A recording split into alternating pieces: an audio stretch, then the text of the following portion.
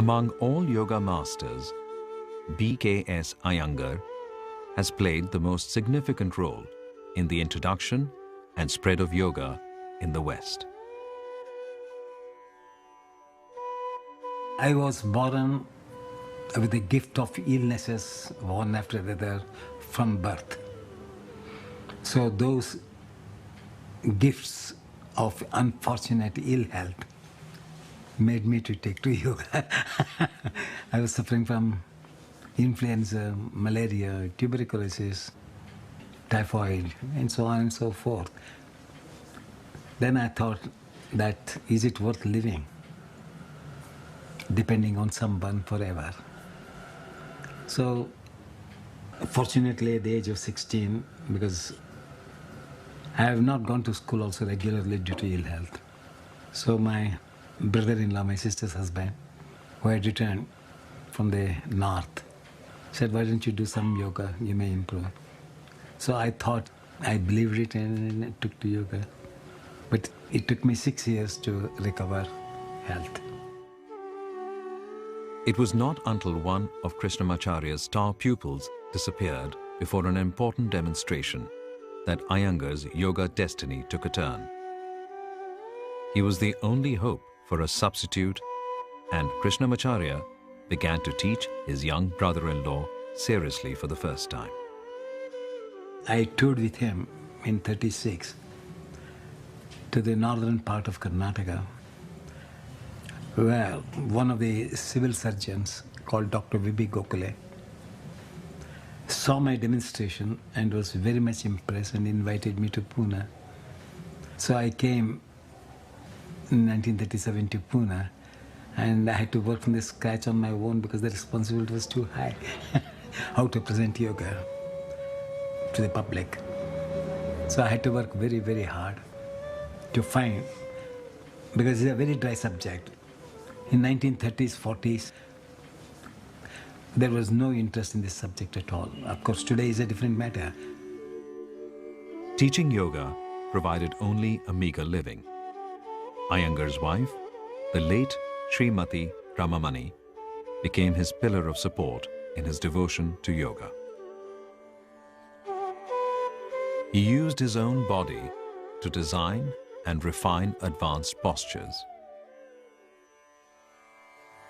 Precisely detailed asanas, and the use of props became his signature.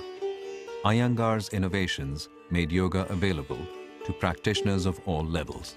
People had their own way of presenting my subject. So when I looked at the poses in my early days, they speak of Shirshasana, they speak of Sarvangasana or Halasana. They say the legs should be straight, the legs will not be straight. In Shirshasana, the legs will be perpendicular, it will be swinging to this side or that side.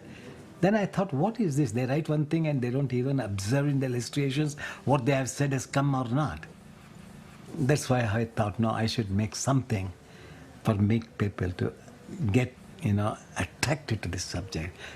So as you make a tasteful salad, so I have to put a lot of ingredients in the salad of yoga for people to get attracted to this subject.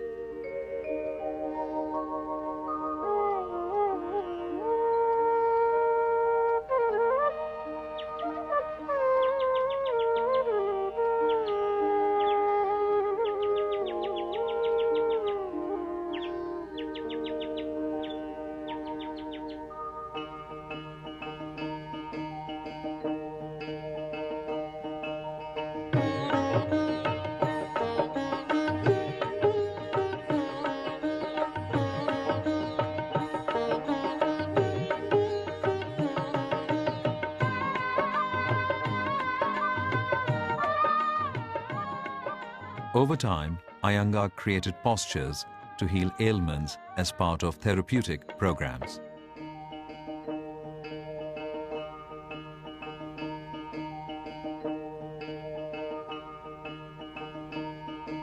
No matter what style teachers may have been trained in, they credit Iyengar's work for alignment of body, precision of poses, and modifications. And only in 1954, I went first time to England. And of course, due to the influence of Yehudi Menuhin, because I was teaching him, and lots of creamy intellectual people were admiring that when he is doing, there must be something in it. So I started to give the subject to these intellectual wizards of the West.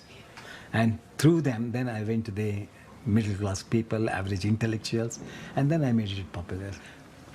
Only in '73, when Yehudi Menuhin suggested Mary Palmer, because she was a musician, and there was a good relationship. She said, you go and learn from him, then you realize what yoga is. So she came, learned, and then she invited me. Mary Palmer is my old student. The most positive influence, perhaps, was the fact that this book came into my hands. It led to a meeting, actually, with Mr. Iyengar. The Y at that time, Ann Arbor Y, gave me a very good start, publicity and all, and I made arrangements to give lecture demonstrations, which I took their advantage and presented where the Americans started getting now. There was so much electricity in the room, and for me, it opened up a new world, because for the first time in my life, I felt like I was seen by a spiritual teacher, that he cared how we were practicing, and he was determined that he was going to get us to understand his method in a very short period of time. Guruji is a fantastic teacher, and that was appreciated by not only yoga followers, but people who came just to watch him teach. So there is a diversity in our body, and when we can bring this diverse body into a single union, then the person who does himself, having realized the diversity and bringing out unity in that diversity, naturally it is very useful for him when he spreads the art of yoga, how to bring the diverse people to unify with single thought of understanding the intelligence that flows in the body, the understanding of the prana, which creates that energy for the intelligence to enlighten more and more. And I think yoga is the only subject where the universality can be built in the diverse ways of living. I started for health, and then it became a dedicated service to humanity.